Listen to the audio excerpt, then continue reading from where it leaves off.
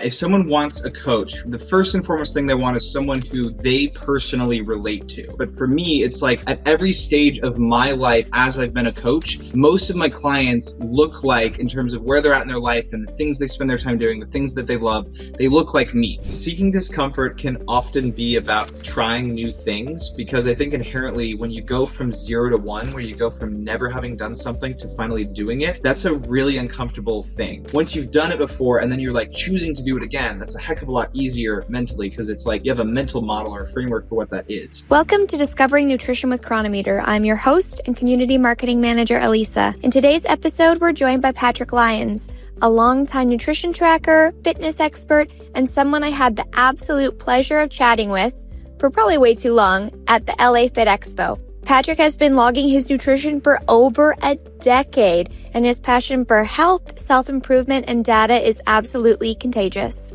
You might recognize him from American Ninja Warrior, or maybe from his TED Talk, where he shared insights on mindset and motivation. Patrick blends experience with science and has built a following by focusing not just on what we eat or how we train, but also on how we feel. He's here today to talk about all things tracking, from macro data to mental wellness, and how building habits around nutrition can unlock more than just physical results. As always, this podcast is for general purposes only and does not constitute the practice of medicine, nursing, or other professional healthcare services, including getting medical advice. The use of information from this podcast is at the user's own risk and is not to be substituted for professional medical advice, diagnosis, or treatment. Without further ado, I had fun with this one. Let's dive in. So I've done some homework on you, and you are a very fascinating human being. I did not, obviously we had a conversation at the LA Fit Expo and I loved it. It was honestly one of my highlights, because for me, I felt like, do you ever have a conversation with somebody and you don't remember what was said, but you remember like how they made you feel? And Yeah. I just remember like when you guys left, I felt like I'm doing exactly what I'm supposed to be doing for a living.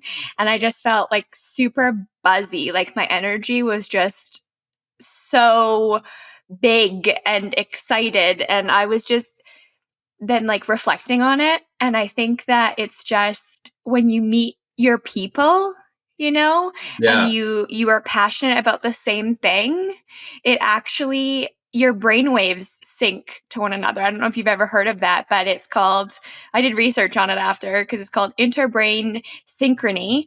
And when two people are like passionate about the same thing, they start like literally bouncing off each other, and then their brain waves sync. And Dang. I'm like, how can I always have this happen?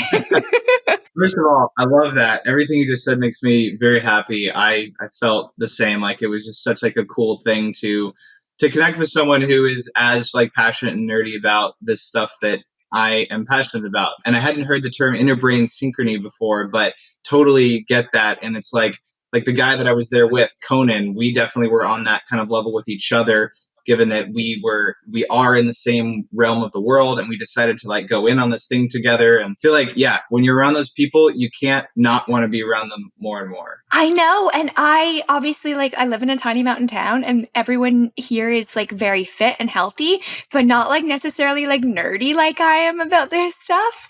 And so for me, I was just like, yes, like how do I put myself in these situations more? So you definitely made a huge impact. And then I came home and then did research, and I'm like, whoa, okay. So you've done a TED Talk, which I listened to, which I loved. Thank you. I went back in the archives, because I think that was like 5 years. Was that that was 5 years? 2019, almost 6 years ago now. And then you were a Ninja Warrior. Yep. I've actually only seen the show once, but tell me how that went for you. This was a dream of yours. Yeah, it was a dream of mine. It was the most larger than life thing I've ever done, despite the fact that I didn't actually do super well on the show. And it was kind of like, it didn't matter how I did, because I was there and I made the dream happen. Like the dream wasn't, sure, it would have been cool to win Ninja Warrior, but the dream was just like, I want to be on American Ninja Warrior. And as I got older and I started to appreciate like what that actually meant, it was just like such a fulfilling thing to make it there in the first place and know that I was, I guess, deemed worthy of being there or whatever. And just to like go from idea to reality was super cool. But then also that was the catalyst that literally allowed me to launch my own fitness business. I competed on March 25th, 26th, because it was at like 5 a.m. So I was up all night into the wee hours of the morning and then ran the course at like 6 in the morning after staying up all night.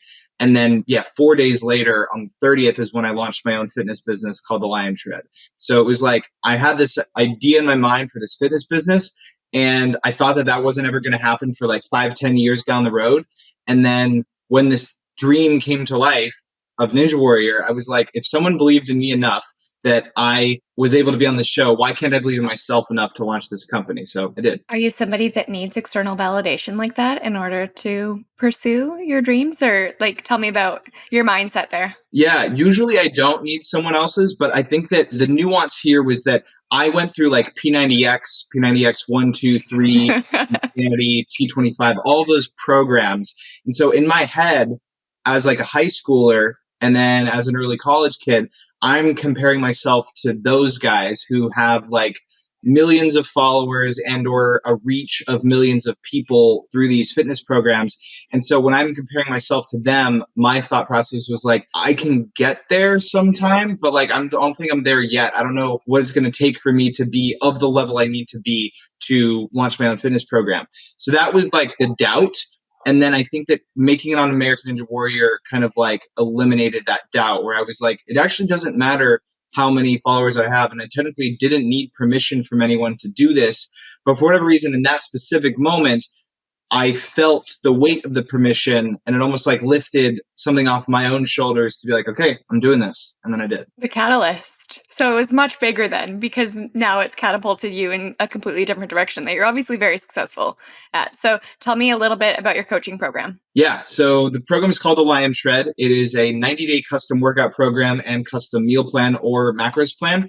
And it includes 13 weeks of check-ins and basically is a body recompositional transformation program. So clients going through the program are looking to shred fat, build muscle, gain strength, gain confidence, fit into clothes they haven't fit in years or ever, love the way they look and feel, like what they see in the mirror, like the way that they carry themselves, that sort of a transformation in their lives. That is what the Lion Tread is, and it is a fully evidence-based program, meaning that as opposed to like bro science or hearsay or anecdotes, it's more so like, what does the scientific literature actually say is the most optimal approach to things like nutrition, exercise, recovery, supplementation, and accountability / motivation as a coach. So I apply all of that. I created a structured, cohesive workout program and meal plan. And then, I just work with clients through that. It's completely remote, online, virtual. Yes, I have met clients in person, and I've occasionally gotten in workouts with people in person, but 99.999% of everything I do as an online coach is online. So I've had clients in 16 countries on 6 continents, but the majority are in America. So I've worked with people in darn near every state. I haven't actually added up to figure out if it is every state, but it's probably close because I've worked with over 800 people one-on-one over the course of those, I guess it's almost 7 years now since I started it. But it's been like one of the most fulfilling things I've ever done. And I love helping people through science. Agree. Upvote. I upvote all of that. One of the things we really connected on was just like walking your talk. And I think that that is so important. And like you and I discussed, I use Chronometer every day, obviously, because that's something that if I'm telling other people to do, that I'm doing as well. And I think that really is apparent when you look at your social media channels that you are the best example. And I think that's what a lot of people want in a coach. Do you find it hard to motivate these people, or are people coming to you like quite motivated because they can tell that that's just who you are? Good question. So the way that I start this thought process is if someone wants a coach, who do they want in a coach? And the first and foremost thing they want is someone who they personally relate to. And you can relate to people in a variety of ways. But for me, it's like at every stage of my life that I've been in as I've been a coach, most of my clients look like, not like visually, but like in terms of where they're at in their life and the things they spend their time doing, the things that they love, they look like me. So for example, back in college, a lot of my clients were college students because it's like, oh, well, if Patrick is a college student who's able to go through this own transformation in his life, I'm going to be able to relate to him more, and he's going to understand, I have this busy course load, and like I'm super stressed with studying for finals, and I'm maybe on a budget when it comes to food. And so Patrick's going to be able to connect with me there.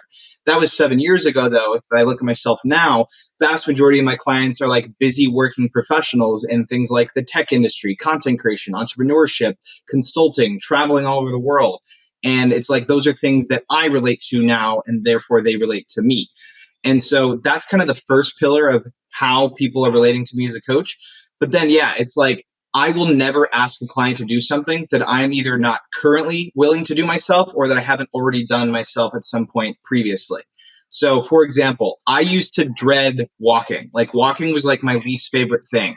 And there's like a deeper story behind that because I had like a 3.5-year knee injury. So like I didn't walk a lot for those periods of time. But that's all to say that at that stage of my coaching journey, when like I didn't love to walk, I wasn't really prescribing walking because it's like I didn't want to be recommending something that was something that I dreaded that people weren't going to see me doing or whatever.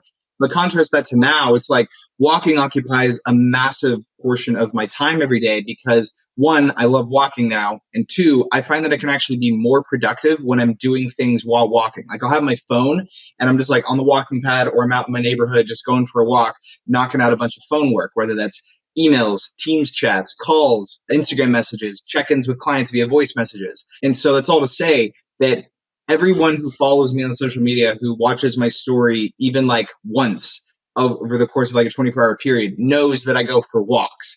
And so it's like, that's not a surprise to clients when they're like, oh yeah, Patrick recommended that I go for more walks or like get in more steps. He's doing that. He's walking the walk. And I will also say, yes, pun intended. Okay.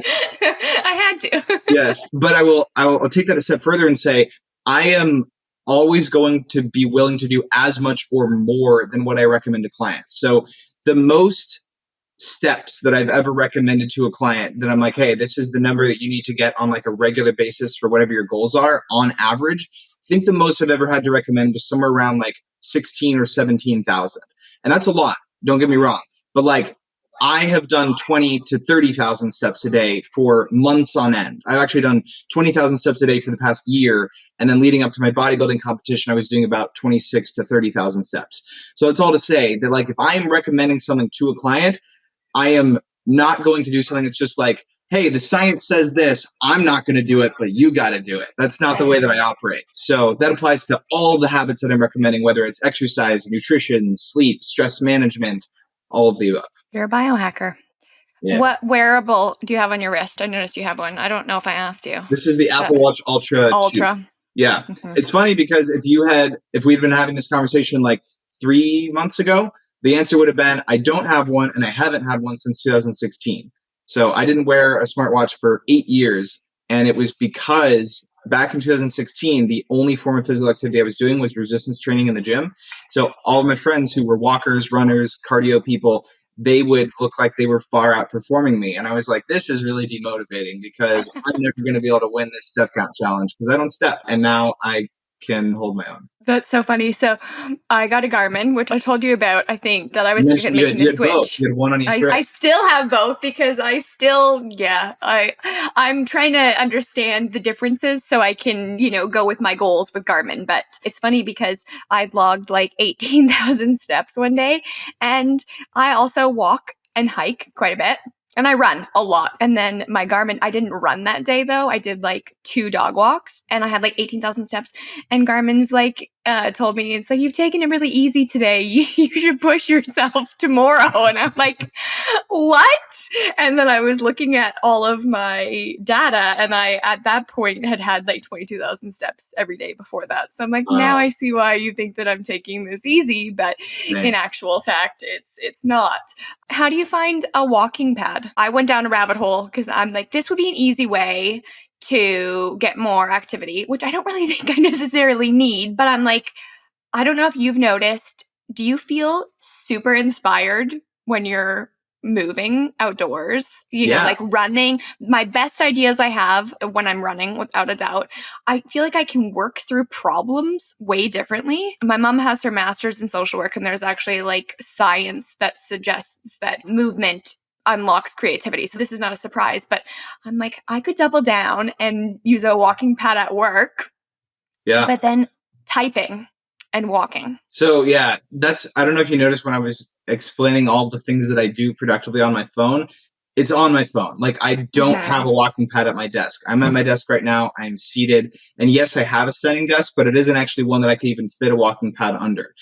Maybe at some point I'll change my perspective on this, but I really want my desk work to be separate from everything else, where it's like if I'm desk working, I'm like locking in, I'm focused, I'm in a different modality of everything.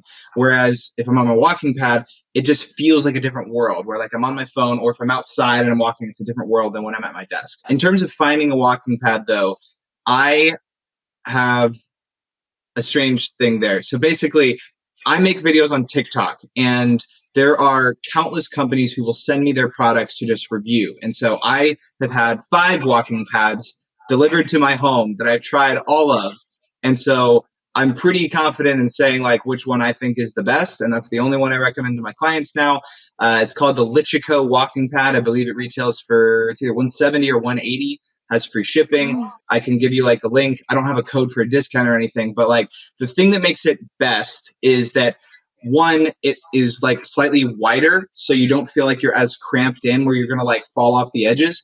2, it has a crossbar that can fold up and down. So that means you could either use it as like just a rectangular walking pad, or one that has like a crossbar where you can prop your phone up and like watch a movie or put your tablet or phone there. And then it has a slot for the remote. So normally walking pads come with a remote that you have to either put on your wrist or put it in your pocket or just throw it on the ground. This one has like an actual slot where you can put it on the crossbar, so you can just like have it at eye level, change the speed, put it back. And then it has the crossbar so it can fold up and like you can put it away super easily. So that's the one that I swear by. I noticed on your story that you were doing a Harry Potter marathon. I'm not sure if that's what you called it, but I hope that you did. You and your friends, the people that have not seen this video, which is probably at this point everybody, we're all watching. I was going to say, I only put it on my story. So like if you didn't see my story for those 72 hours, no one's seen it, but I'll put a video out eventually. It was so clever because I love Harry Potter, first of all, and then I love walking, and I'm like, this would be so much fun. And I mentioned that to the staff, and they're like, you're crazy, Eliisa. And I'm like, I know, but this looks like fun. Were those all the walking pads? Like, did you supply your friends with all of the walking pads? Yes, so I supplied my friends with the walking pads. I have 3 left here because I gave one to my sister as a Christmas present, and I sold one. So I have 3 left. So my buddy and I that did the whole marathon, all 8 movies together, we walked, the whole time. And then I had friends who would occasionally visit, and then they would hop on the walking pad that was remaining. And then other friends would just sit on the couch if they didn't want to walk or couldn't walk. And yeah, so we called it the Harry Potter Marathon Walking Marathon. How many steps? Over 100,000 and over 50 miles in 3 days. Yeah, it was bonkers. Oh my gosh, that is so much fun. What is your favorite Harry Potter movie? The 8th one. The thing that I appreciate about it is how incredibly well it tied everything together, where it was like, it felt like every potential loose thread or every potential like thing that you had been wondering about previous movies, like it all came together so beautifully well. Yeah, I loved it. Did you read the books? I have not read the books. Oh, Patrick, you have to. The books are amazing. You could read the books or listen to the books and walking pad, and you could see how many more steps you could get. This could be a whole TikTok. You could see how many steps you get listening to the Harry Potter book series as opposed to the movies, because I guarantee you it would be a lot more. It's so funny. When I joined the Garmin Reddit, I'm on Reddit all the time for work. It's definitely one of my happy places, and I joined the Reddit community for Garmin. And it was funny because this one individual posted, they were very happy with their 17,000 steps for a day. And I think that, a lot of people are shooting for 10,000. So 17,000 is a lot. And then they're like, what's your personal best? And they were like so pumped. And then all these like ultra runners are dropping their screenshots, and it's like 130,000 in 24 hours. And then they're like, I'm going to show myself out. And I felt good. I think my personal best is 54,300. Oh my gosh. I think. What did you do to achieve that? I walked a 47-kilometer hike. Wow. So I don't know how many miles that is. About 30, maybe. Dang. Okay.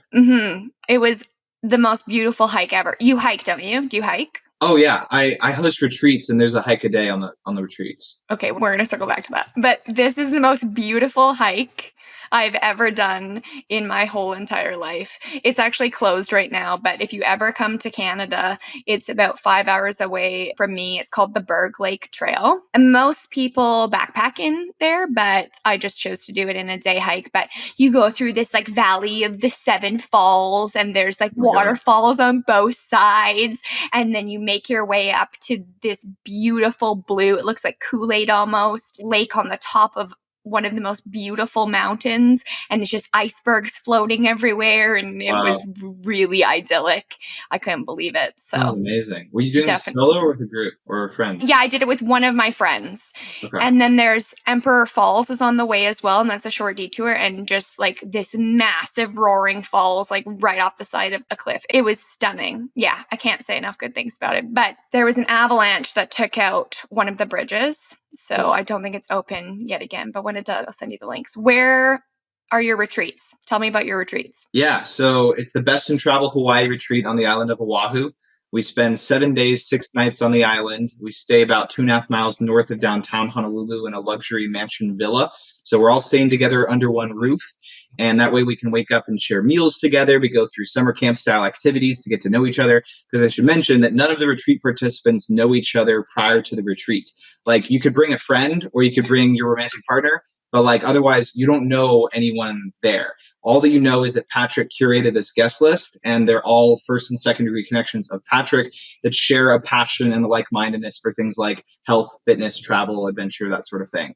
So every day of the retreat, we're doing at least one hike, the best hikes on the island, things like the Stairway to Heaven, the Cocohead Crater, the Makapu'u Tide Pools, Ka'au Crater, like the best hikes that you can get. We learn how to surf, or if you already know how to surf, you can like get even better under the guidance of an expert coach. We do a professional photo shoot in multiple locations.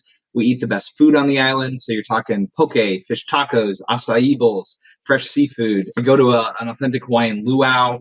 Literally like everything that makes Hawaii, we do. And we do it full out for 7 days, and we're working out all throughout. So we go to the same gym that The Rock trains at when The Rock is in Hawaii. We do at least one yoga flow.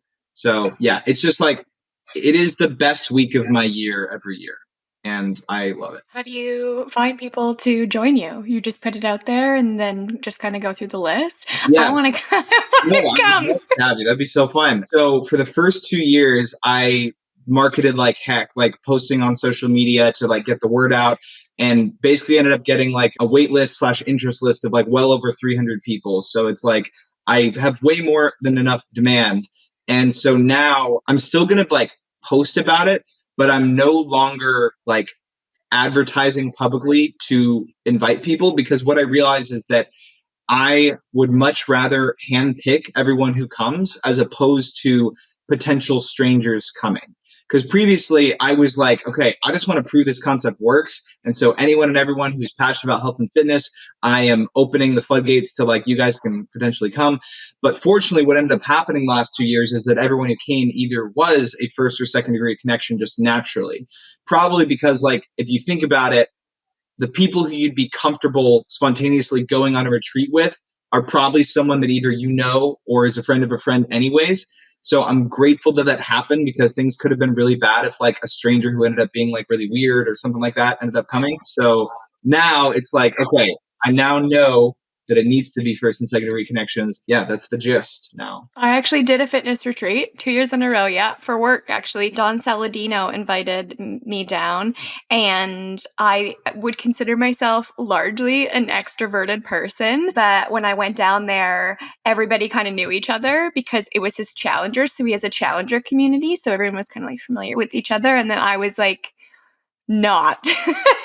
And it was life-changing for me because, yeah, I went down and I'm like, you know what? I'm just gonna, like, what happens in Mexico stays in Mexico. I'm usually someone that's like maybe like a little bit conservative about like wearing a bathing suit out in public and that kind of thing. And I'm just like, nobody knows me here. So I'm just gonna be completely free with this. And I ended up staying in a room with 6 other women. And by the end of it, like, I was so sad to leave them. It was completely transformative. I felt like the best version of myself. And I was like, how can I maintain this forever? And Yeah. then so I went back the following year and there was people I knew, and then it was like instantly just like back to that version of Eliisa, and I was like, that was so fun. So I really think that anyone that does that kind of stuff is amazing. When is your retreat? So each of the last 2 years, it was September last year, was August the year before that. This year onward, I'm likely going to be doing 2 a year just because the demand is there and I love it so much. So leaning toward doing like one in May and one in like the August, October timeframe. But because I'm competing in my nationals for bodybuilding in November, I might push Hawaii to December, because like there's great weather in Hawaii year round, so you could literally go anytime. But what I was going to say is, yeah, I completely resonate with everything you just said about like the transformative nature of it. Obviously, I'm biased because I'm the one hosting it, but not only am I saying that like this is the best week of my year, at last year's retreat, every single guest said it was either the best week of their life or the best travel experience of their life. And so like that was super validating to like know that other people received it as well as I had hoped that they had. And by far, my favorite thing that comes out of it, both for me and for others, are the relationships that form that persist beyond the retreat itself. Where, like, one of the guys who I had met him once before randomly in Tulum at a gym, and then he ended up coming on the retreat.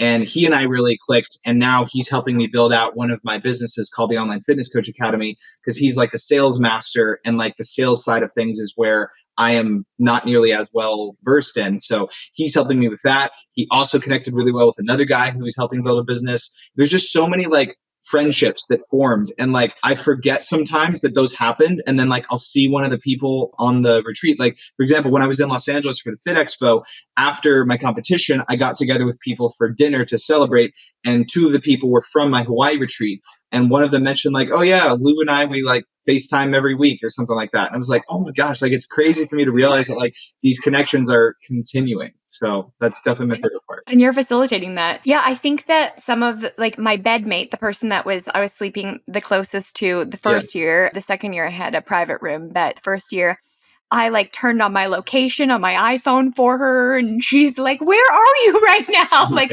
we are at that level. Wow. And I think there's just something when everyone is at their best, or I like to believe that in that kind of environment, you're on vacation and you're all motivated. And when you get a group of people that really want to do better and be better, it is a very intoxicating experience. Oh, yeah. It's electric.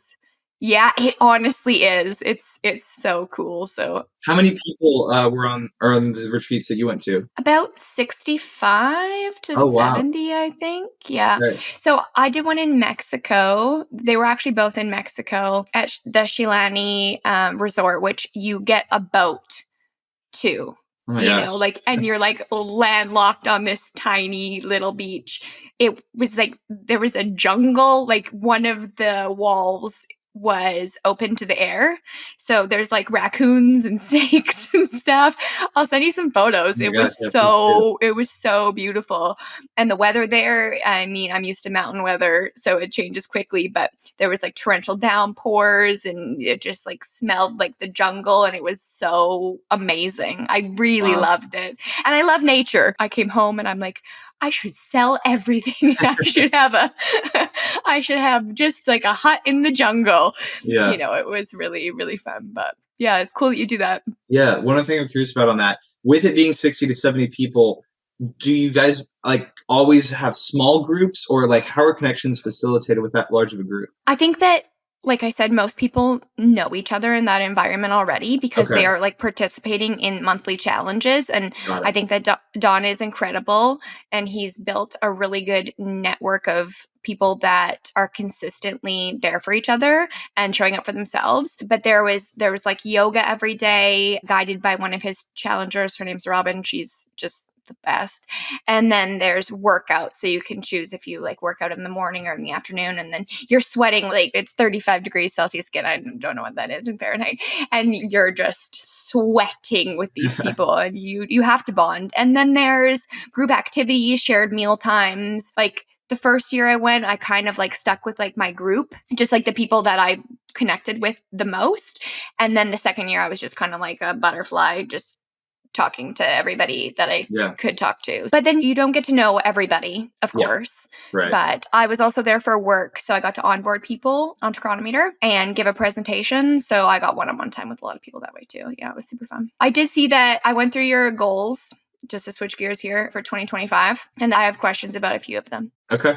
So if you could just flesh out a couple of your goals. And so for 2025, you put out a list. I think you put out a similar one in 2024. Is that right? I Of do things that one you want to every year. accomplish? Yeah. Okay. I love this. I used to do the same thing. Now I just have one goal, but Is it to be happy? Yeah, it is. Nice. It is actually. Yeah. That is the first question I have on yours. And so one of your goals was be happy almost all of the year.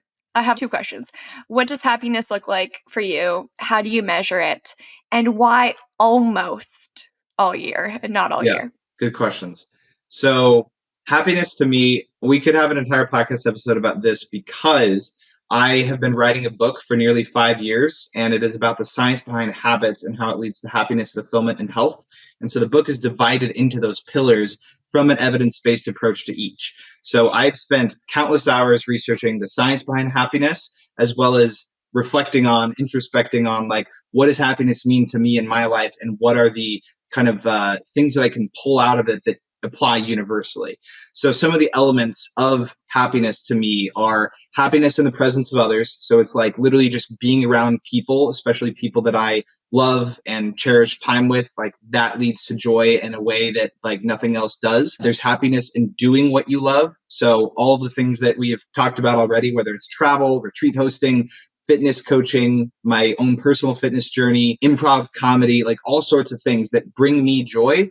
I'm going to do those as much as possible because they bring me happiness. Oh yeah, and hosting game nights. That's another one that I get a lot of happiness from. I also have happiness from being around animals. Like that is a real thing in the science, just like spending time with pups or whatever kind of animals. I don't own any dogs or anything, but I love time when I'm around animals. And then there's also happiness in the mundane. It's like, how can you derive joy from things that are simple and basic? Like going for a walk outside in nature brings me so much joy because it's just like, it's so quaint and calm and peaceful. And it's like, I love getting to find excitement in those things. So those are just some of the examples of like the sub components of happiness. And so in terms of measuring it, it's just a matter of, are there things that I am doing on a day-to-day or week-to-week basis that are detracting from happiness or only neutrally contributing to happiness, which wouldn't actually be a contribution, just be like things that don't actively bring me joy. And so once I reflect on there being things that are detractors or neutrality, I want to replace those with things that are actively adding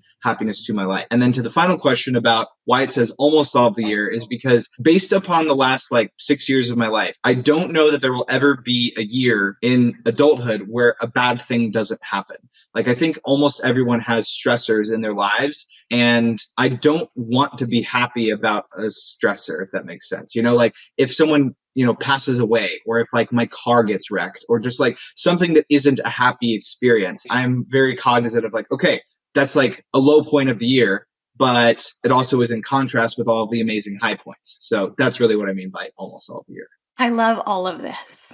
Everything you just said. I have some questions for you about this. Okay. So I've coined a phrase. I use this in my own head. I don't know if I've ever said this publicly, so I'm going out on the limb here. But sometimes I feel in my own life, because I'm so lucky. So I live in a beautiful town. I have the best work-life balance. I have a wonderful circle of people I really love and admire. And sometimes it just doesn't feel like enough. And I feel bad saying that. And I noticed this snowmobiling. So I backcountry snowmobile a lot. So I'm just going to paint you a picture. You're up on the mountains and there's fresh pow and the sun is setting and the moon is rising and the sky is just a kaleidoscope of colors. And it's just like, this is living. And then you do that at the beginning of the year because the snow comes, and then after a while, you become desensitized to the awesome. And I really struggle with this concept because when I look at my life, it's so full. And sometimes it's just like, I want more. And I feel honestly a little bit selfish saying that because what I have, I'm so lucky that I have it. But I just think when you're constantly like chasing to better yourself all the time, that your status quo it can feel mundane, like some days I'm like, I can't believe I just ran that distance. That's incredible. But it's like, now I always have to run that distance or that kind of thing. How do you deal with that? Because obviously you have a very abundant life as well. How do you keep the happiness alive when you're kind of desensitizing yourself to it? Yeah, it's a really great question and something I've thought a lot about because of the book writing. Because the way that I approached the book, first and foremost, was I wanted to write a book about how do you achieve a successful life through habits. And I defined success as the three pillars that I said before: happiness, fulfillment, and health. And I didn't originally have that concept. I really was entering the book writing process with, what does success mean in my life? And I determined very early on that it doesn't mean anything like wealth, fame, or fortune. It is about happiness, fulfillment, and health. And so once I realized what I was chasing, which is just more of those three pillars, then it helped me to kind of zoom out and realize that I don't need a job that makes me progressively more money for the rest of my life. I don't need something that's occupying all of my time to like deliver value to corporate America or to building my own business into like $1 billion company or anything like that. It's literally like, how can I live a life that just makes it so that on a more frequent and deeper basis, I can be happy, fulfilled, and healthy? And so now it's like things that if someone was only pursuing as much money as possible are things in my life that I am pouring my time into that they likely would not, or would see as like a detractor of their pursuit of some other definition of success, where it's like there isn't an ROI on me doing improv comedy or me hosting game nights. But those are the things that bring me the most joy. So it's literally like, I want to live a life that just makes it so I can do that more. So I can live a life that makes it so I can be around friends more. And I think that once you establish like what that actual North Star is, it makes it easier to not have anything you need to compare to or to ask yourself, like, is there something more out there that I'm missing? It's just like, no, this is like what I told myself I wanted, and it actually is. That's amazing. I love that. My snowmobiling example, one of the things that I really loved, and you probably do this with coaching as well, but I do sledding photography sometimes, and I went up with a group of complete newbies. And sometimes it's a lot of work when people get stuck. So sometimes I'm like, this is not what I want to be doing for the day. But I got to see the world through their eyes. Like the way that the snow was blanketing on the pines and, the way it was shimmering in the light. And I was just like, these are things that I'm just blind to now because it's just every day, but you're opening my eyes and I'm seeing it through you. And I left that day like, this is the best. Like, maybe that's what I have to do. But I really like the detractor thing. I really like that because I think I'm by and large a very happy person. I can tell. Thank you. But there are some things that I know make me like doom scrolling. No bueno for this girl. I don't think of them as detractor, like in those terms, but it would be harder for me to continue to do those things if I was like, actually, this is like a -5 on your happiness. Like if happiness was body battery on an app and it's like these things cause it to go down, I'd be less likely to do it. So you just gave me some beautiful food for thought. I love that. More of your goals. Be healthy all year. How are you going to achieve that, Patrick? So I will achieve that through the principles that I follow that are related to my why, and I will achieve them through a how, aka habits. I literally just learned this term like 2 days ago, so I feel like I can articulate it well. It's called the goal hierarchy.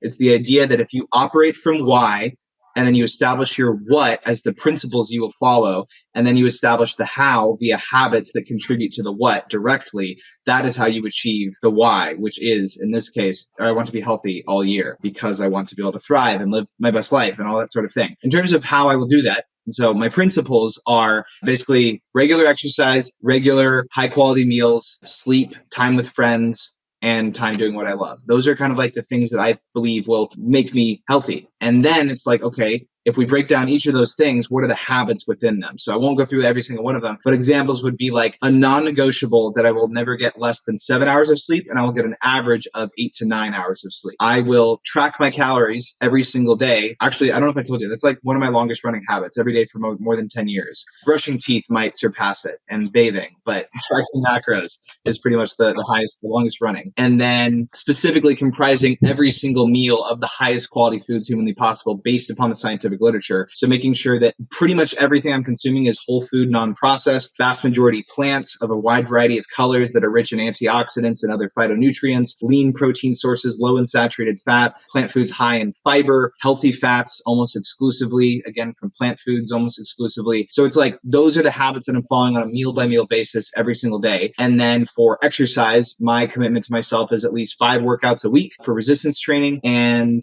walking on average 20,000 steps a day, time outside every single day in the morning for sun exposure to the eyes to stimulate wakefulness and cortisol to make me energized in the day, and then stimulate melatonin production at night for sleep quality. I could go on, but it's like following my daily habits that are in alignment with my what, aka my principles. You are so dialed. Let's talk about nutrition tracking for a second. So I believe wholeheartedly in transparency. And as a result, we're going to talk about the fact that you track on MyFitnessPal. And people listening obviously are probably Chronometer users. However, I believe that anyone that is tracking is already so far ahead of people that aren't. So I'm not going to hide the fact that you use a different application. I think it's great. A lot of people struggle with adhering to nutrition tracking. They find it very tedious. And for me, I've done it again. Like you, I think I've tracked almost every day for almost 7 years. So for me, it's easy. I'm like, what do you mean this is hard? It's also my job, And so I'm like, there's all these, like I'm spending like 2 minutes. How did you build a nutrition tracking habit? And how do you encourage your clients to also build this habit? So the first time that I tracked my calories would have been back in 2012 or 13, which is more than 10 years ago. My daily habit's been like 10 years. I started that in college. But before that, the way that I got into it in the first place was I had an online fitness coach myself. His name was Chet Nichols, and he's still a fitness coach to this day. And he literally changed my life by introducing that habit to me, because it was like I went from eating healthy to knowing exactly what I was putting in my body and what I needed more or less of. Because it's like I grew up in a home where my mom almost exclusively had non-processed whole foods, and that was amazing. And that definitely served me well. But given my goals of like building muscle, building confidence, strength, fat loss, all this stuff, that wasn't her, job as a mother to like teach me how to do that or to know how to do that. So I went from just like the general health principles to, okay, now I have a fitness coach who literally unlocked this like new thing in my life via macro tracking. It felt like a magic trick where all of a sudden everything in my world was quantifiable and understandable via tracking. And so just something as simple as like a macro-friendly meal that was high in protein, but was also delicious and was high enough in calories that it was going to serve my goals, that I wouldn't have known any of those things about unless it was tracked. And so super grateful for that. And then in terms of like how I've continued with it, of all the habits that I have ever implemented, and I'm saying this with no exaggeration, whether it's about exercise, about nutrition, sleep, recovery, anything, the single most highest ROI habit I've ever implemented was macro tracking, because it was just like all of a sudden I went from, again, all this guesswork and confusion and doubt about whether I could ever turn my goals into reality to like, no, I know exactly what I'm putting in my body, how it's going to affect me, and what changes I can make over time. So that's been a game changer. And now it's like, I see macro tracking not as any sort of like unhealthy or disordered eating pattern in any way. It's like an enabler of food and nutritional flexibility and freedom, where it's now like there isn't any food I have to cut out. There isn't anything I need to restrict myself of.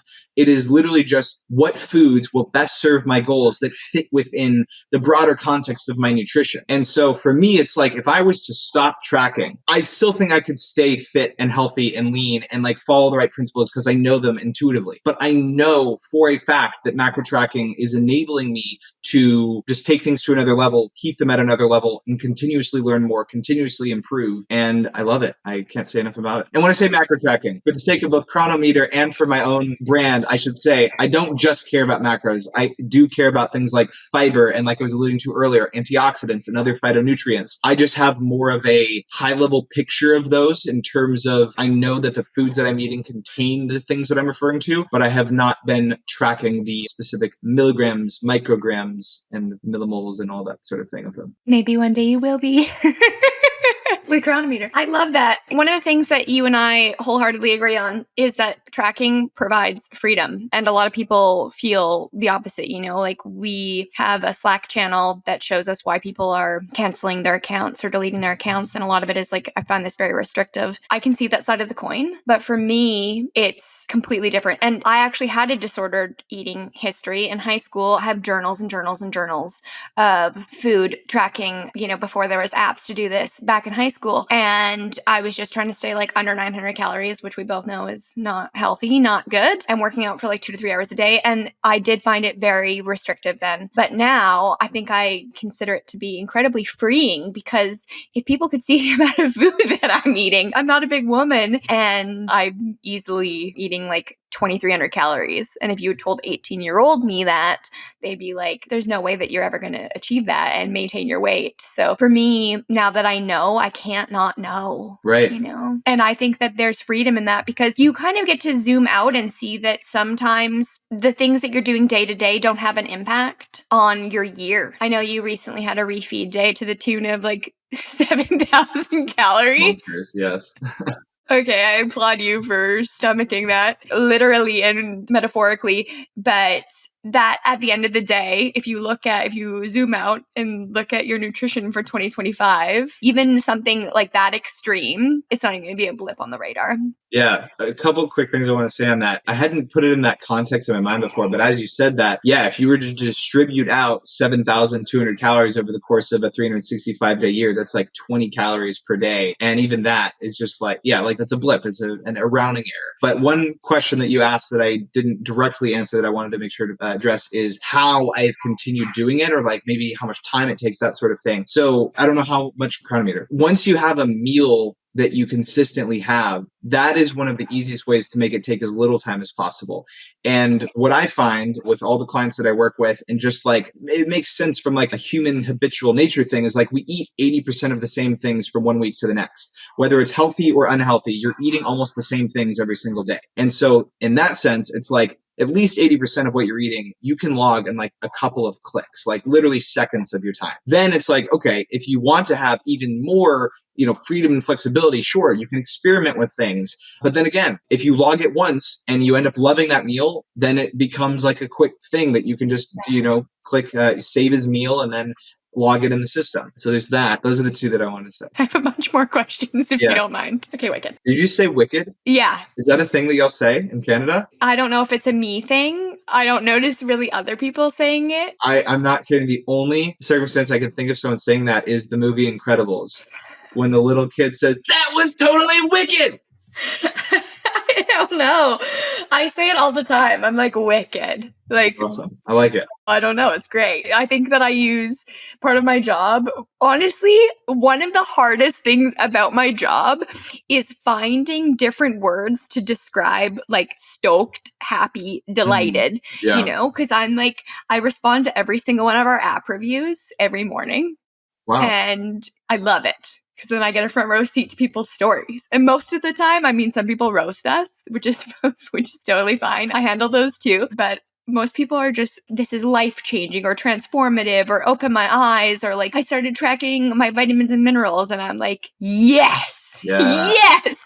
But how do you, I need a glossary, I guess, or a thesaurus to give me more excellent terms. So maybe I'll toss some wickets in there, but maybe they won't think it's a good thing. They'll be like, what does that mean? I wish I could use my voice instead. I feel that. I remember the third thing I was going to say. So you were mentioning that like back in high school, you were eating like 900 calories a day. And I think you said now you're at like 2,300. One just kind of like fun fact for people. There was a study done that directly looked at the concept that you're talking about. And it had three groups of people, and one was eating, I believe it was 1,800 calories a day. These are all men, so like, slightly higher calories than it would be for women, but 1,800 calories for men, but they were sedentary, 2,500 calories a day, but they were like moderately active, and 3,200 calories a day, but they were very active. And so they were all, theoretically, they should have all been losing weight, but only the group eating the most calories actually lost weight. And not only did they lose it, they kept it off for years.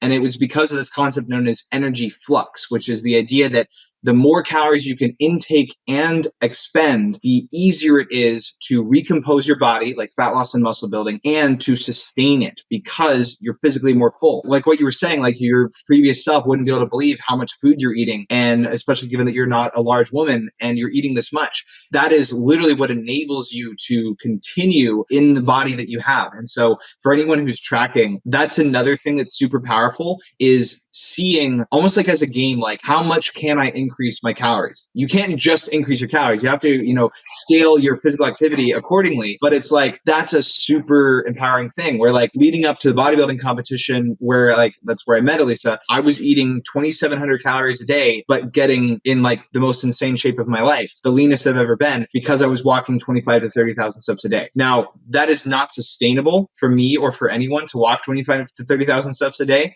But it was like for a brief period of time, I was able to literally lose a pound a week while eating 2,700 calories a day because my energy flux scaled accordingly. So I just want to throw that out there. I love science, so I'm happy that you threw that out there. And I'm happy that I feel like I'm living proof of that. One of the things too is just, I love food. I really love eating. It's one of life's greatest pleasures. I really believe that. So getting to do it more it's wonderful, but it's how I feel. It's not even how I look, like I was a teenager in high school, so quite slender, maybe like $110 soaking wet. And I was working out, like I said, 2 to 3 hours. I actually worked at the gym. So my shift was like 5 a.m. to when I started school at 8:40. And a lot of people weren't at the gym at 5. So I would just be on the elliptical for, an hour just in the morning. And then I go after, like it, was an obsession, which probably helps me in my job now for sure.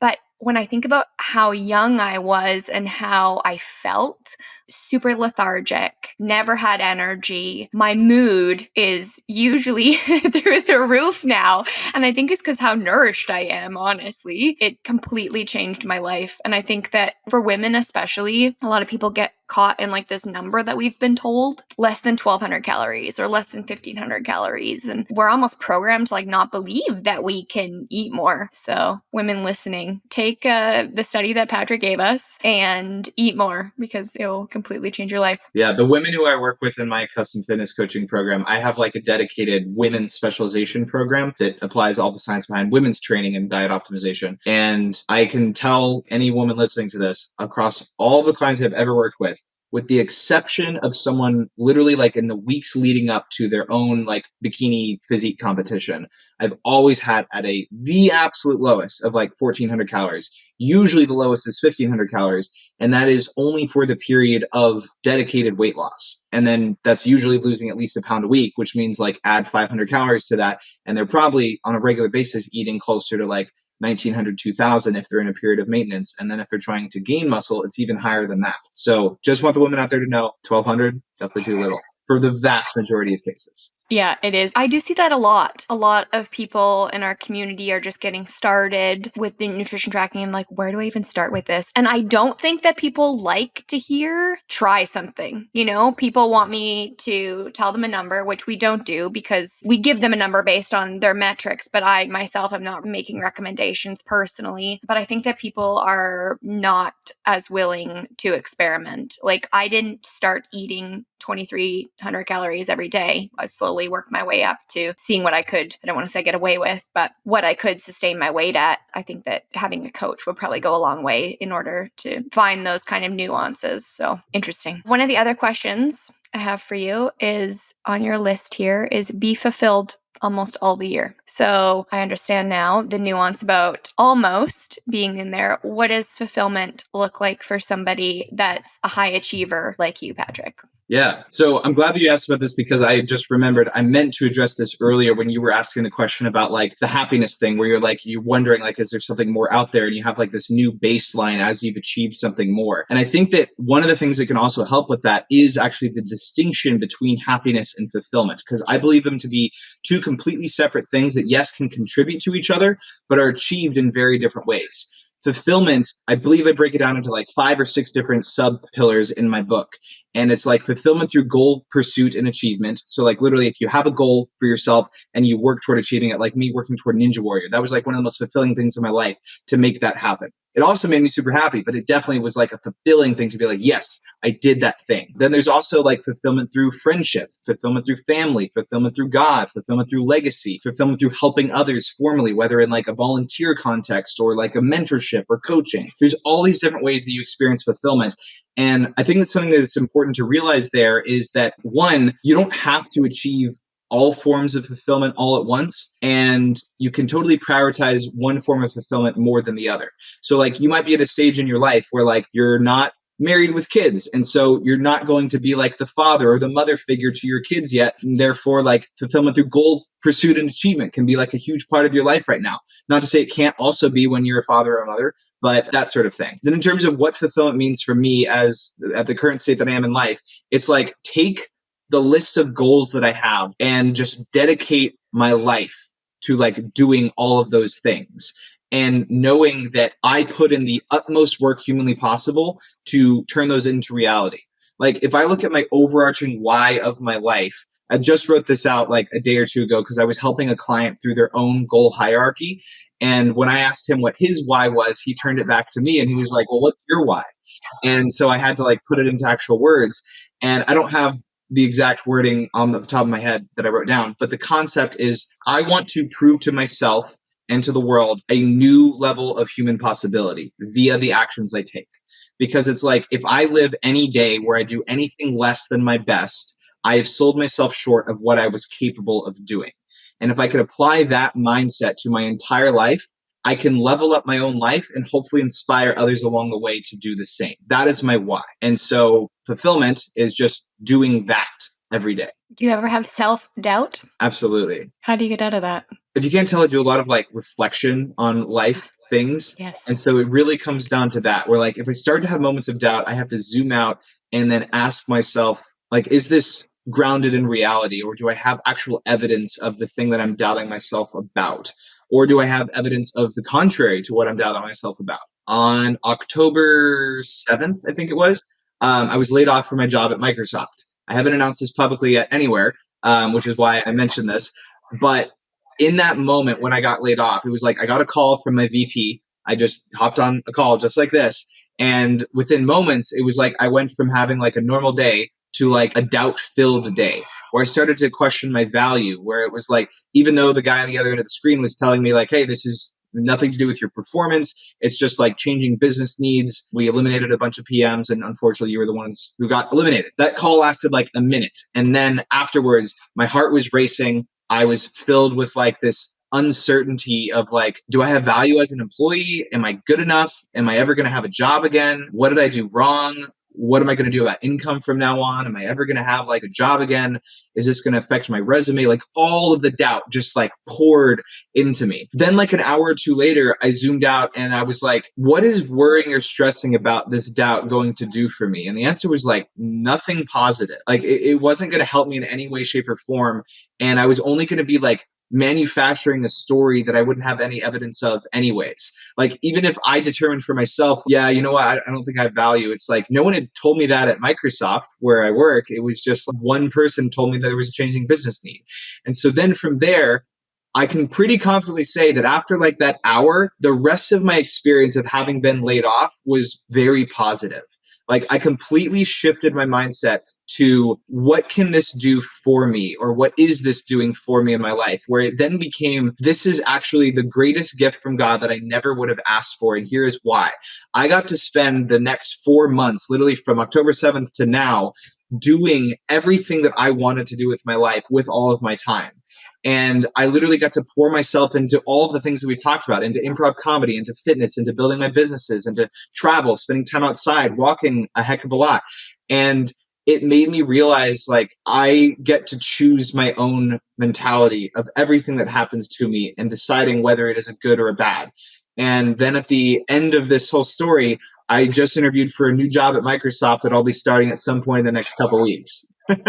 So that's the conclusion. Oh my gosh, what a whirlwind. Honestly, your mental fortitude, because I think that obviously you reveled in the discomfort and those feelings. And I think that's human nature. But that you could climb out of that hole is super inspiring because some people just live there.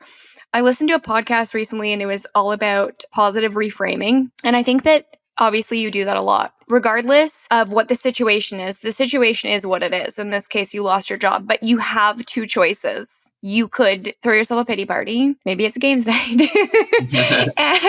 Or you could choose to embrace what is happening. And I think that might be one of the keys to happiness is just being in whatever situation you're in and looking at all of the positive that can come from that. Have you ever heard of locusts of control? Oh, yes. Locus of control. Yeah. Internal and external. Yeah, totally. It sounds like you have an internal locus of control. And I'm just guessing. 100%. I believe that everyone can be in control of their life. They just get to choose whether they're trying to push it to something external. Totally. I think that people that are high achievers tend to have internal locuses of control, which can be a very hard but motivating thing. But it sounds like you made the best from a tough situation and it came full circle for you anyway. Yeah. And not only that, the new team that I am joining, I am so freaking stoked about. I'm literally going to be supporting OpenAI and ChatGPT. Wicked. Yeah.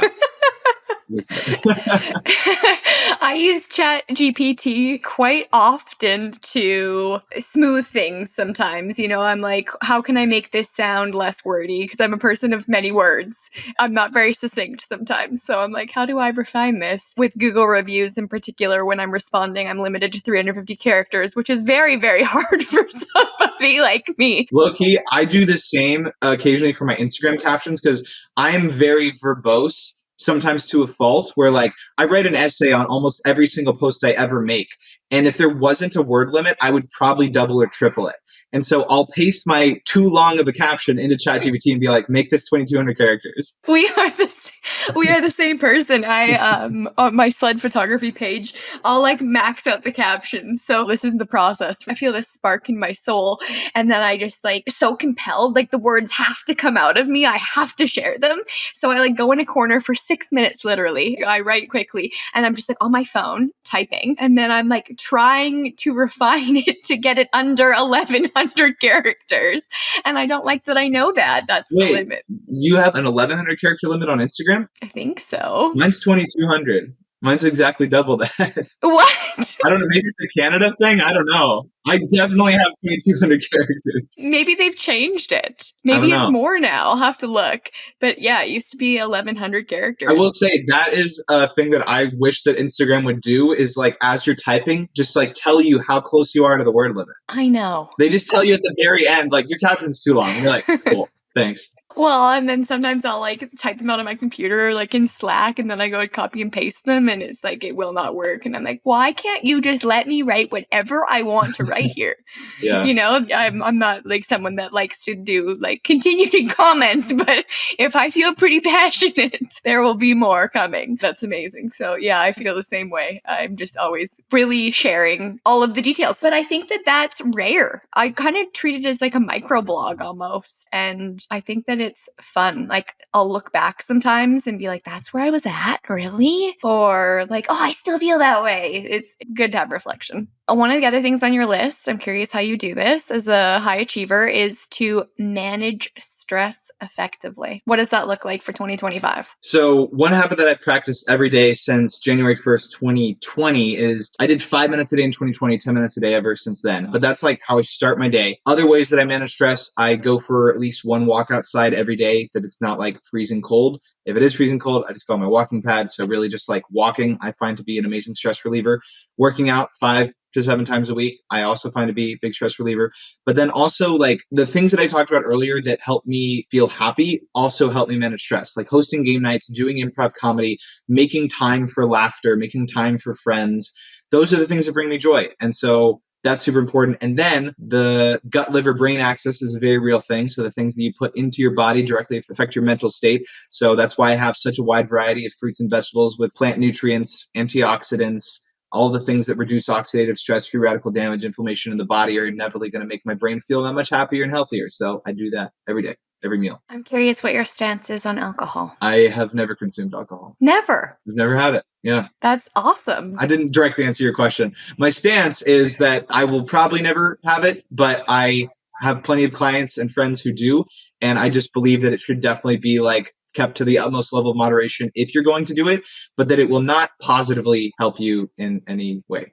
So that's my stance. I do some user story interviews because we have integrations. So I've interviewed Aura users and Whoop users, and I also don't consume alcohol. I'm high on life. I don't know. I don't know what else I need to say. Yeah. I don't have a shell that I need to come out of. I don't enjoy the taste. There's no benefit for me. But one of the things that people have noticed with wearables that I heard repeatedly was that they just can't unknow what it does to their body, Yeah. And I know that like a lot of my circle, they do consume alcohol. It's very common. And, I'll get in these debates. Sometimes I say debates, maybe arguments about sleep quality. Cause like I fall asleep so much faster when I drink. And I'm like, I bet that you do. And science does support that as well. However, it's not how quickly you fall asleep. It's the quality of sleep. Yeah, it reduces both REM and deep sleep. So it's literally like the two most important phases of sleep are being vastly impaired. And if I was listening to a Peter Attia podcast, they obviously are biohacker extremes. I forget who he was interviewing, but he was saying that he enjoys alcohol. And so he's incorporated in his life. And I don't see a problem, with those kinds of things either. But for me, there's just no upside. I've also listened to Peter Attia talk about that. And that is a really interesting one to me because Peter Attia is so dialed and yet still follows such a unhealthy habit. And it's like, it's just important to be aware, like if you're doing something that detracts from health, know that it detracts from it, know like how much it detracts from it and how willing you are to do that to moderation or to the most insignificant amount and hopefully not to an extreme amount. Yeah, I agree. The science now is basically saying none is best, but I don't know. I'm coming from a place of someone that doesn't enjoy it. So maybe I would, my parents are both very fit people and enjoy the occasional glass of wine. I have done so much research into the science behind alcohol and its effects on all aspects of health that it's like, even like I said, I haven't worn a wearable more than like a couple months. So I didn't have it to track. I mean, granted, I wasn't drinking anyways, but like I wouldn't have had it to track that. But I know what it's doing internally. So like from a muscle building standpoint, if you consume alcohol at any point after a workout, even if you have sufficient protein to like rebuild, repair your muscle the damage, it's impairing muscle protein synthesis by about 25%. If you don't consume protein after your workout, it's impairing muscle protein synthesis by about 33%. If you consume a significant amount of alcohol as a man, it will reduce testosterone levels. So that's going to further impair things. It's going to impair your sleep quality. And then that makes it so you can't recover as well from the workout in the first place. And then you're selling yourself short on the workout improvements and the body recompositional changes. And so there's just so many things happening. And then the gut, liver, brain axis that I was alluding to on the positive sense with fruits and vegetables, on the negative sense with alcohol, when you consume alcohol, you're killing gut microbiota bacteria that then makes it so that digestion is more difficult, inflammation is higher, and you're more likely to develop depression and anxiety symptoms or conditions because you're literally killing the link of positivity between your gut, liver, and your brain. So there's just so many things that happen that I'm like, I couldn't subject myself to it knowing what it does. Do you have any research in that big brain of yours about psychedelics or marijuana? Like, have you researched it as much? Not as much on the psychedelic side, quite a bit more on the marijuana side. Marijuana, I used to tell people like, I still wouldn't do it, but it's better than alcohol. And I'm still like, if I had to tell someone like which one is worse, I would still say alcohol. But there has been a significant amount of additional research that's come out now that leads me to much more strongly discourage against marijuana use as of late. So namely, the risk of developing mental health disorders, namely things that are schizophrenic in nature, bipolar, manic depressive disorder, those sorts of things, are like literally, I think it's like in the range of 4 to 16 times more likely to develop those if you smoke regularly during like adolescence. We don't have research to say exactly like at what age there, either stops being an effect, if at all, or if it's the same level of effect if you start in your 20s versus starting in your teens.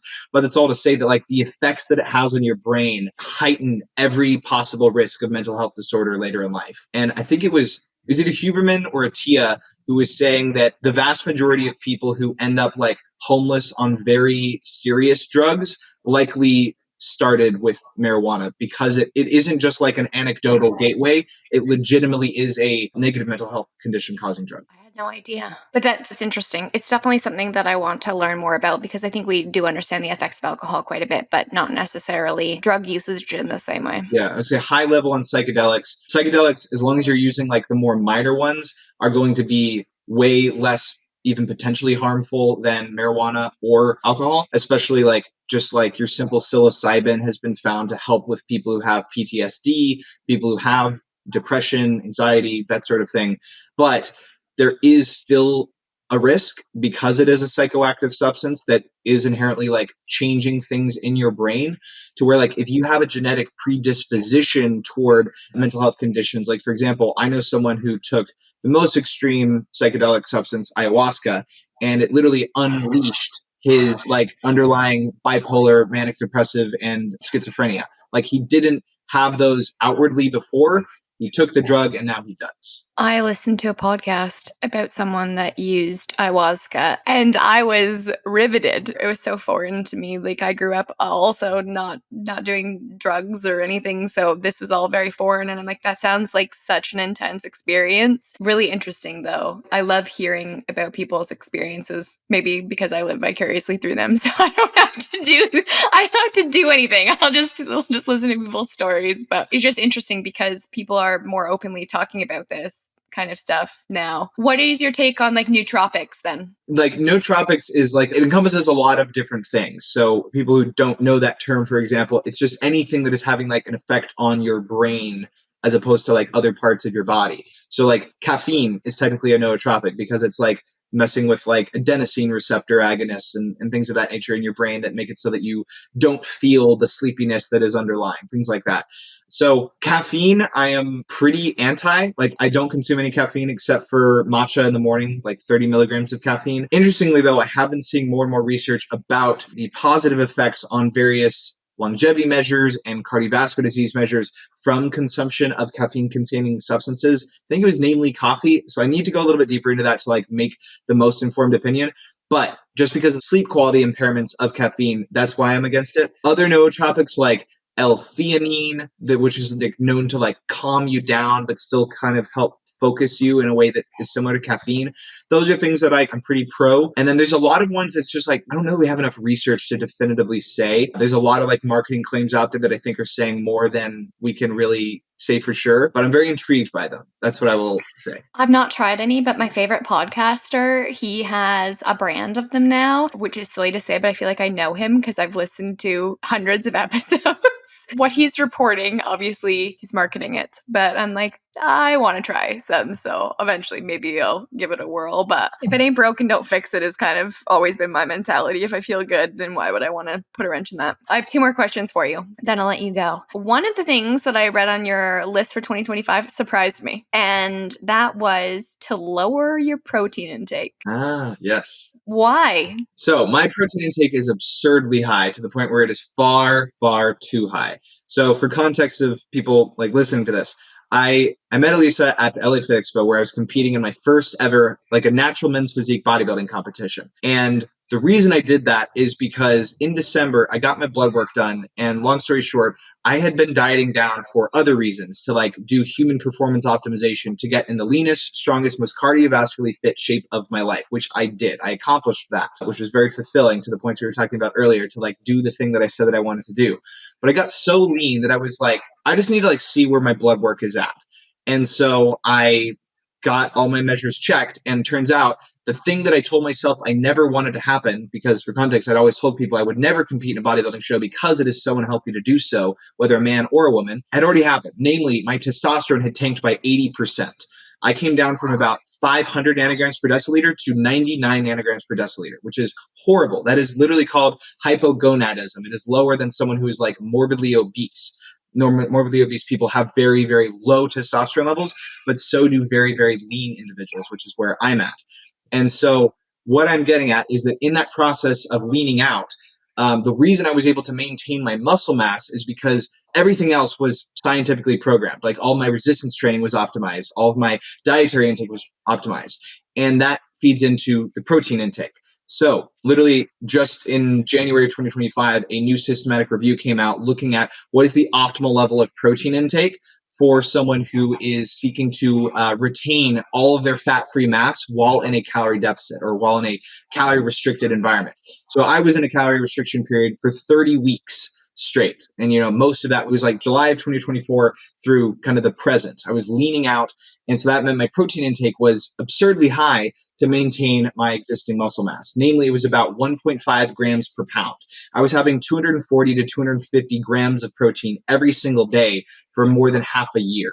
Like that is an absurd level to where then when I got all my blood measures taken, my BUN, my blood urea nitrogen, BUN, health metric, it's a measure of like kidney function, was elevated. And like there's no reason why your BUN should be elevated unless you're like diabetic, maybe pre-diabetic, that sort of thing. The fact that I'm this lean and I have that is pretty much an indicator like, yeah, you're probably having too much protein. Like it's literally converting into nitrogen to such high levels that it's being excreted from your body and very high levels that can be stressful to your kidneys. So that is the primary reason why. But then because I'm now at the end of my cut and I've now just transitioned into lean building, the research shows, I guess I didn't mention the reason why I was talking about the recent systematic review is because it did validate that the approach I took is the right one. It shows that anywhere from like 1.25 to like 1.9 grams of protein per pound or something insane. It was up to 288 grams per pound for my body weight would potentially lead to even more fat-free mass retention. So that's all to say that if you're in an extreme cutting period like I was taking the right approach to like not lose muscle mass. Now that I'm no longer in a deficit, I'm now transitioning to a surplus. The maximum that I need for my body weight is 202 to 215 grams total.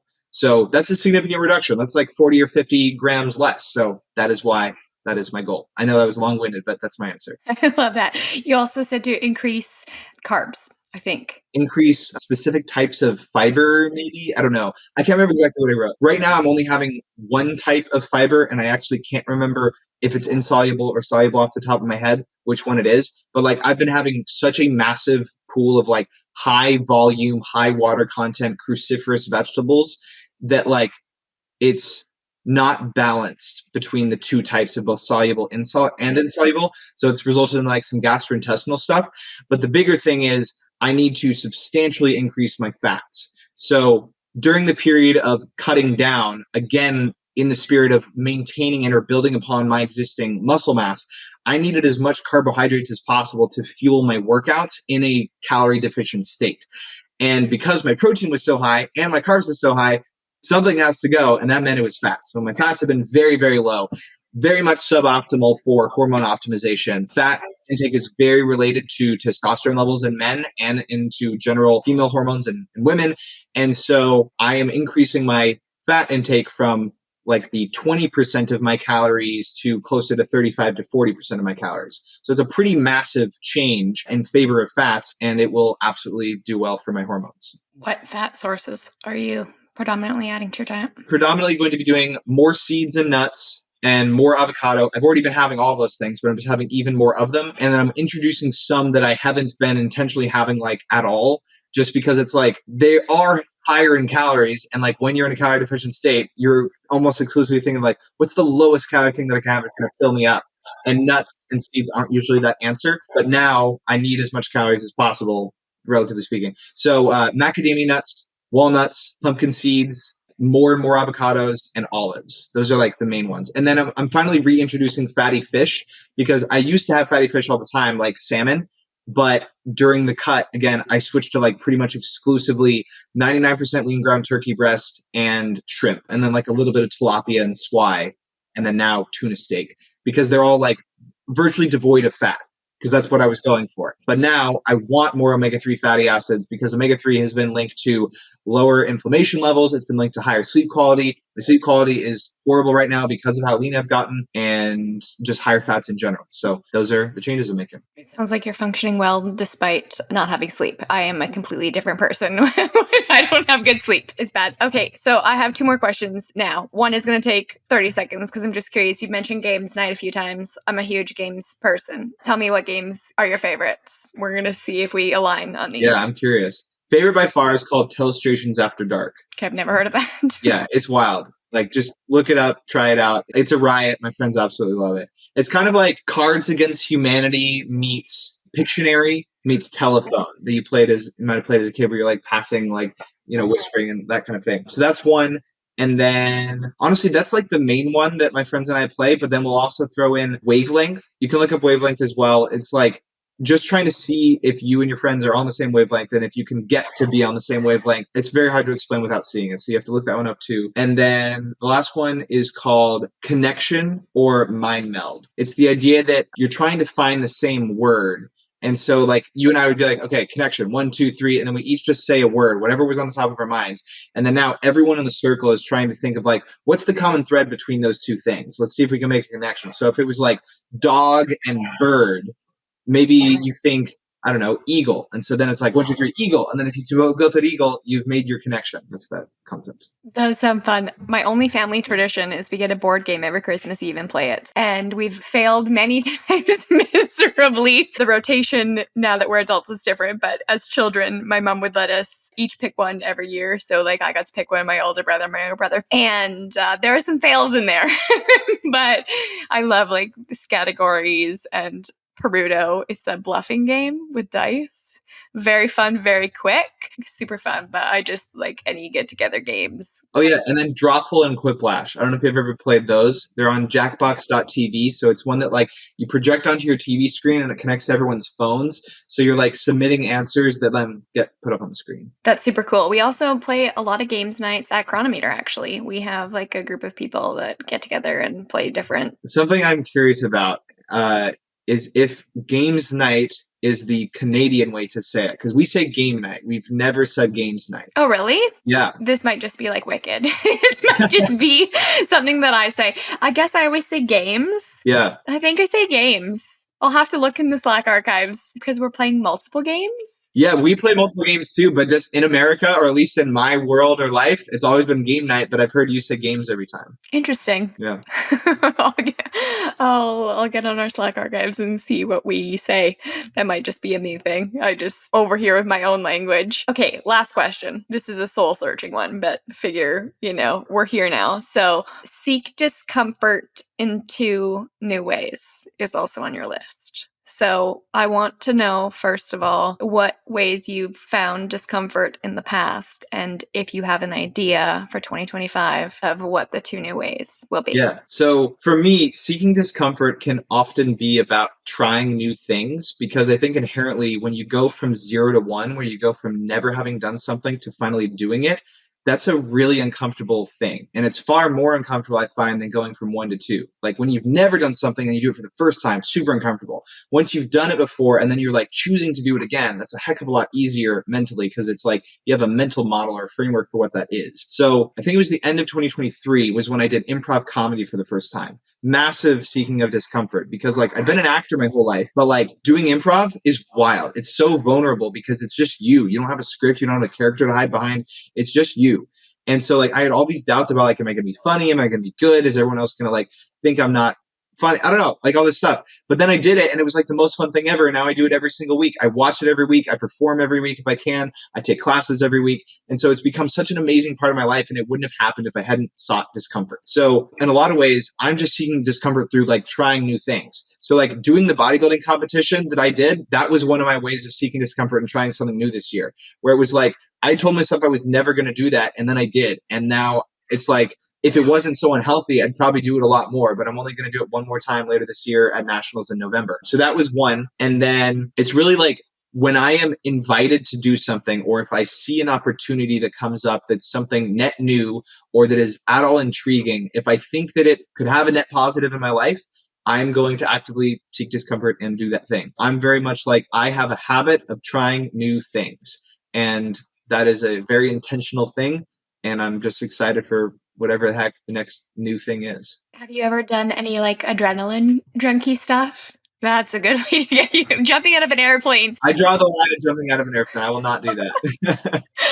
I did that in 2021. And actually it was maybe the calmest I've been. Like they filmed the whole thing on GoPro and I was totally at peace, which is really strange, you know? Like I thought, because the week leading up to it, I could not sleep. I was like, why am I going to jump out of a perfectly good airplane? Like what in me thinks that this is a good idea? And then the airplane lands and I was attached to somebody. I would never like solo jump. They don't let you, I think anyway, and we're going up and they're like, oh, good news today. And I'm like, bring it. They're like, well, we're with people that are experienced jumpers, so we're actually going to go to 12,000 feet, not 10. So you get more of a free fall. And I'm like, this is great. Let's go. And I just really loved it. But I find that where the most growth happens is always outside of your comfort zone. And it's funny with the podcast, I've done it for over a year now, but not with like a regular enough cadence that I like lean into it and feel really comfortable. So this is like the one thing in my job that I get really nervous about beforehand still. You know, I want to do a good job. I really want to make the people that I'm interviewing feel like I care, because I do. So beforehand, I always get so nervous. And then when I'm doing it, I'm like, this is the best part of my job. Like, I'm so lucky.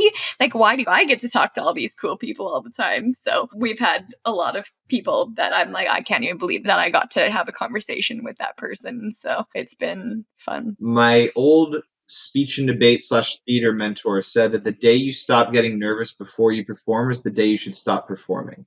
Because to him and to me, nerves are a sign of care, not of lack of preparation. You get nervous because you want to give a good performance and you want to showcase your best self.